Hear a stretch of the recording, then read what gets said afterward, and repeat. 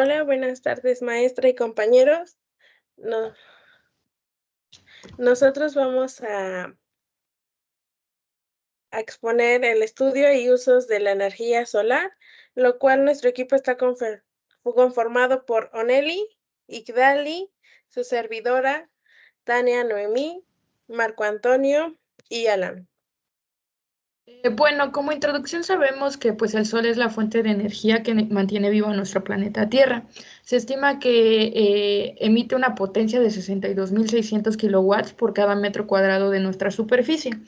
En la actualidad sabemos que existe un incremento pues en la utilización de este tipo de energía, ya que presenta ventajas frente a las fuentes energéticas convencionales, siendo estas los combustibles fósiles como el carbón, el petróleo, el gas natural o también el uso de la energía nuclear.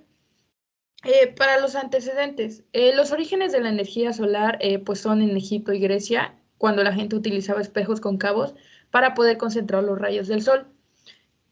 También a mediados del siglo XVIII, Leclerc, pues fascinado por estos relatos de la guerra de Siracusa y los espejos de Arquímedes, quiso seguir investigando este fenómeno.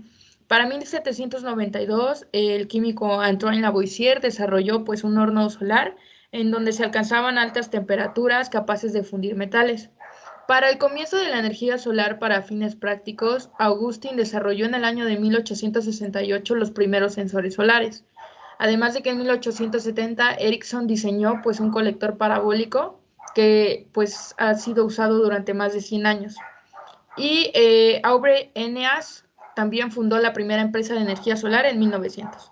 Para 1878, en una exposición que tiene lugar en París, Augustin presentó un receptor solar de 20 metros cuadrados y 4 años después, Abel Pifre utilizó un concentrador solar del mismo tipo para poder activar una máquina de vapor que permitiera imprimir un periódico. En 1891, Ken inventó y patentó un calentador solar. Ninguno de estos personajes fue tan ambicioso como Frank, quien fundó en 1960 su empresa Sun Power Co., creando así su primera planta solar en Estados Unidos.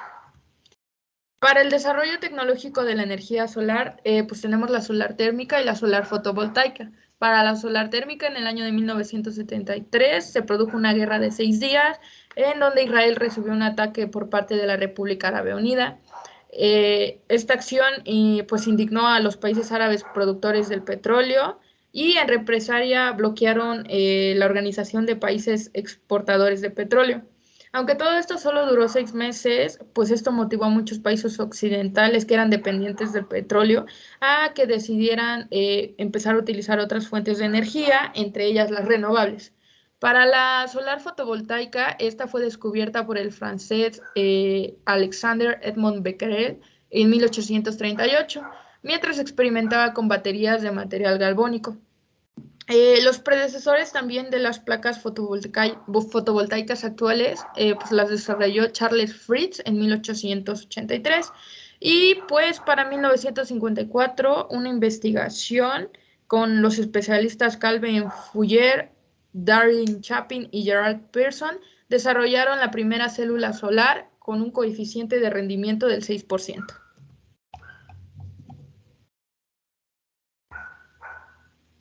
Alguna de las aplicaciones en cuanto a la energía solar la podemos aplicar en los refrigeradores solares. En este caso, el desarrollo de estos en específico emergió a finales de 1970 y existen distintos tipos de refrigeradores solares a través de ciclos basados en la absorción con distintos materiales como resaltan que son la zeolita y el agua, el carbón activado con metanol, que es el caso específico del que vamos a hablar en esta exposición, y finalmente el gel sílica y agua. Siguiente, por favor. Bueno, para conocer cómo es que está conformado el refrigerador solar, consta de un colector solar, condensador, acoplados por medio de una estructura y conectados en una serie por medio de un tubo de acero inoxidable. Siguiente, por favor. En las imágenes podemos observar lo que es la estructura del colector solar y del condensador. En este caso, las especificaciones del colector solar son las medidas que tienen de 1.6 metros por 1.8 por 1.13 con placas de acero inoxidable. Consta de tubos con 1.6 metros de longitud y 1.5 pulgadas de diámetro que contienen carbón activado cubierto con mallas de acero, que tienen un vidrio templado que determina la captación de la radiación solar. Continuamos con el condensador, que está fabricado igualmente con tubería de acero inoxidable con un calibre de 19.1 pulgadas de diámetro y 0.6 metros cuadrados de área, y su estructura está inmersa en una caja de aluminio que sirve para intercambiar el calor con el agua. Siguiente, por favor.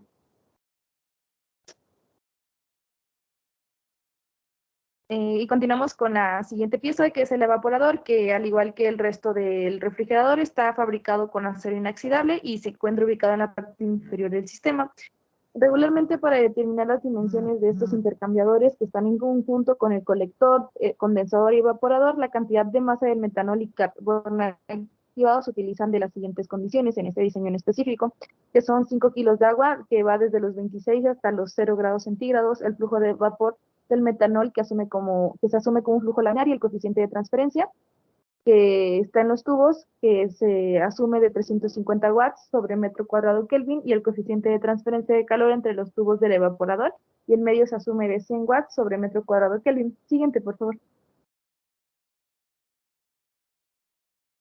Y finalmente en este podemos ver el ensamblado final, que pues se va organizando ya con los 8 tubos que se habían mencionado anteriormente en las diapositivas, y con estructuras específicas, con enmallados de tal manera que el metanol tenga una buena área de flujo, y los tubos del colector serán pintados de negro para que éste pueda tener una mejor captación de la radiación. El colector se dispone de un vidrio templado para retener el calor de la radiación y para dar lugar al área de la radiación. Siguiente, por favor. Bueno, continuamos con las ventajas y desventajas, lo cual las ventajas mantienen la comida fresca y segura. En temporadas de verano, los refrigeradores también mantienen tanto el agua como otras bebidas frescas para que se disfruten bien y las abren. También tienen congeladores que se permiten congelar el agua en hielo y que se pueden utilizar para muchos otros fines. Una de las desventajas es que el costo es mayor y son perjudiciales para el medio ambiente y peligrosos si es que no se desechan correctamente.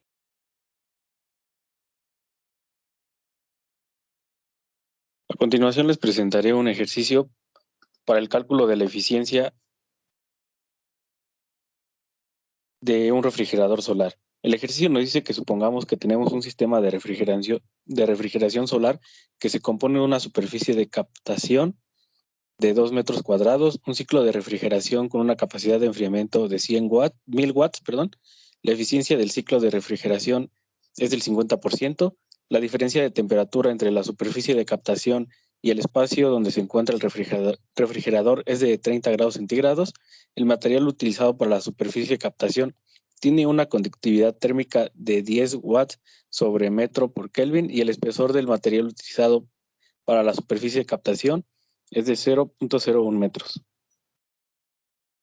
Para la solución de este ejercicio se van a definir las variables previamente mencionadas, donde tenemos el área de superficie, capacidad, eficiencia, diferencia, conductividad y espesor del material.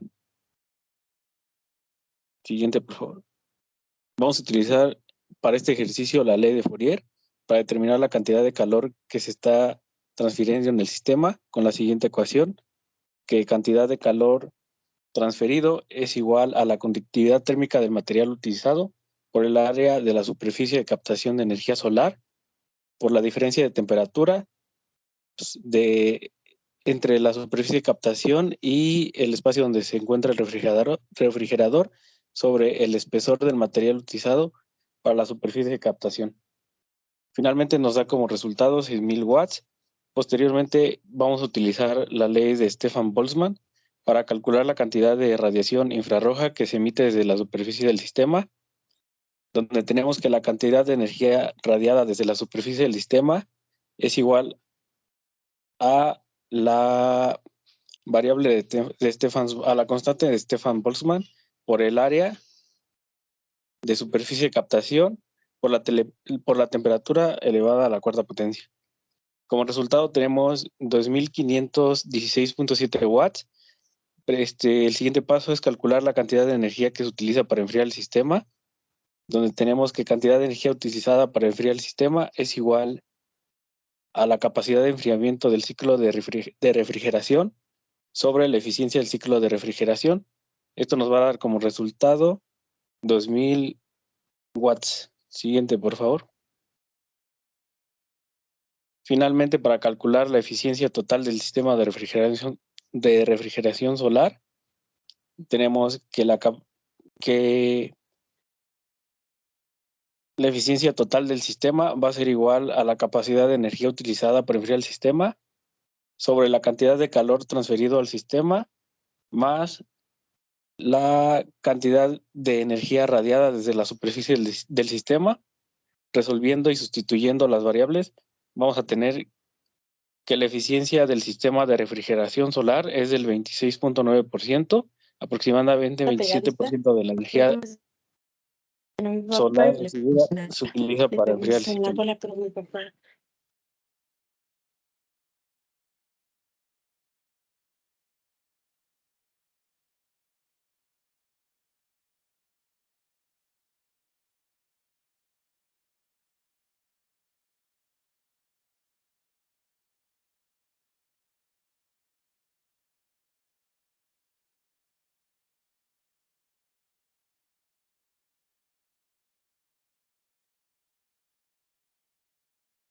Bueno, ahora vamos a continuar con lo que es el deshidratador solar.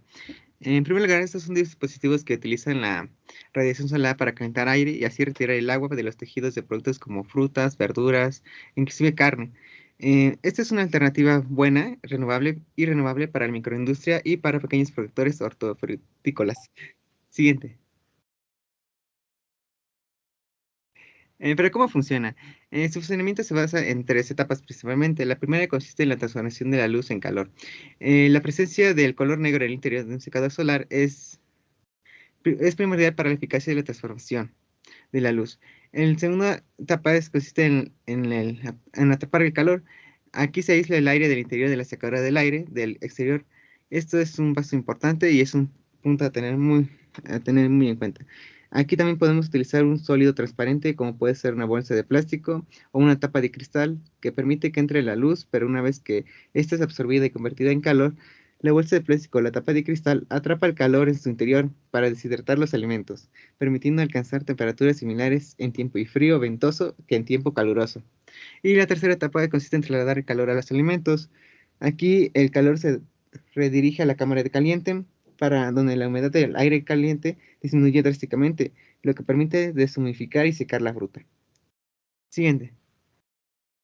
Pero ¿cuál es su capacidad? En términos generales, por ejemplo, cuando los colectores son demasiado pequeños, la cantidad de alimentos que se van a secar darán lugar a intentos fallidos y al deterioro de los alimentos, por lo que se deben de diseñar perfectamente para el tipo de producto y la cantidad, y aparte del lugar. Siguiente. Para su construcción, se puede utilizar madera o metal. En la parte horizontal llamada colector, la parte por debajo de la estructura se forra de plástico negro para absorber el calor, y en la parte vertical se acomodan charolas con malla de mosquitero a manera de repisas. Estas charolas deben de tener una distancia entre cada una de 15 centímetros y cada charola debe medir entre un metro. Mientras más grande sea el espacio de colector, más rápido se secarán los alimentos. Siguiente. También tenemos que se debe forrar toda la estructura con plástico transparente para que se evite la salida del aire caliente y evitar el ingreso de insectos o polvo. Aquí tenemos un diagrama general. Aquí tenemos un diagrama general de proceso. Aquí se entra el aire frío, luego pasa la cámara de calentamiento de aire, se pasa a las charolas y al final sale el aire caliente. Siguiente. Tipos de deshidratador. El primero es el secador solar con convección natural. Estos utilizan convección vertical natural que se produce cuando se calienta el aire. Estos secadores de convección tienen un tamaño adecuado para su uso en la explotación y consta de tres elementos: un colector solar, un depósito de secado y una chimenea solar. El segundo es un secador de convección forzada. Esta requiere una fuente de energía para los que los ventiladores proporcionen el flujo de aire y no requiere una inclinación para el flujo de aire, pero el colector puede colocarse horizontalmente con el ventilador en un extremo y la bandeja de secado en el otro. La adición de un flujo de convección forzada, por ejemplo, puede ser una celda fotovoltaica conectada a un ventilador. Y el último es un secador solar de túnel, que a diferencia de otros tipos de secadores, la estructura es suficientemente grande como para que pueda entrar una persona para su mantenimiento. Siguiente. Bueno, seguimos con las ventajas, que es un proceso técnicamente sencillo, conocido e implantado a un muy bajo costo de implantación y mantenimiento. No requiere mano de obra especializada, no hace uso de combustibles, evita problemas de transporte y almacenamiento posterior, y sus desventajas son de que dependiendo del tipo de secado, el proceso es lento debido a la elevada humedad en el ambiente. Si el secado es malo, sobre todo cuando los materiales contienen un alto porcentaje de agua, aumenta la probabilidad de descomposición, se pudre o les creamos. En caso del secado al sol, se necesita una atención particular para proteger el material de la intemperie, ya sea por el agua, el rocío o polvos e insectos. La exposición directa del material a los rayos solares puede ser perjudicial en cuanto a su calidad, ya sea su pérdida de color natural, destrucción de vitaminas y valor nutritivo.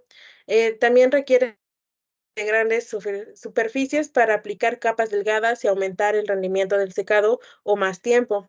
Requiere personal que remueva el material o que el sistema esté automatizado. Siguiente, por favor. Bueno, aquí tenemos un ejemplo para el cálculo de la eficiencia de un deshidratador solar. Y bueno, nuestro ejemplo dice, supongamos que se tiene un secador solar con un área de colección solar de 2 metros cuadrados y un colector solar de metal.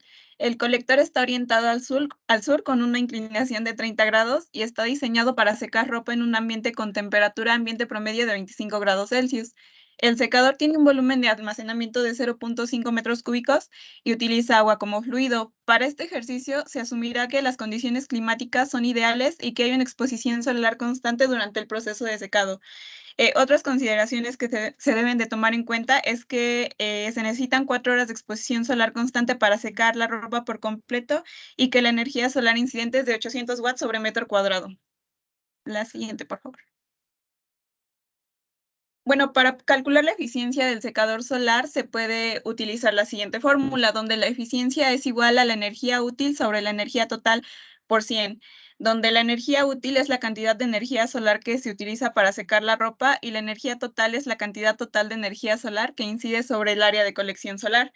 La energía útil se va a calcular multiplicando el calor específico del agua por la masa del agua por la diferencia de temperaturas. Y la energía total va a ser igual a la radiación solar incidente por el área del colector solar por el tiempo. La siguiente, por favor. Bueno, ya reuniendo nuestros datos, tenemos que nuestra energía útil va a ser igual al calor específico por la masa de agua por la temperatura final menos la temperatura inicial. Por lo tanto, nuestro resultado queda en 418.600 joules para la energía útil.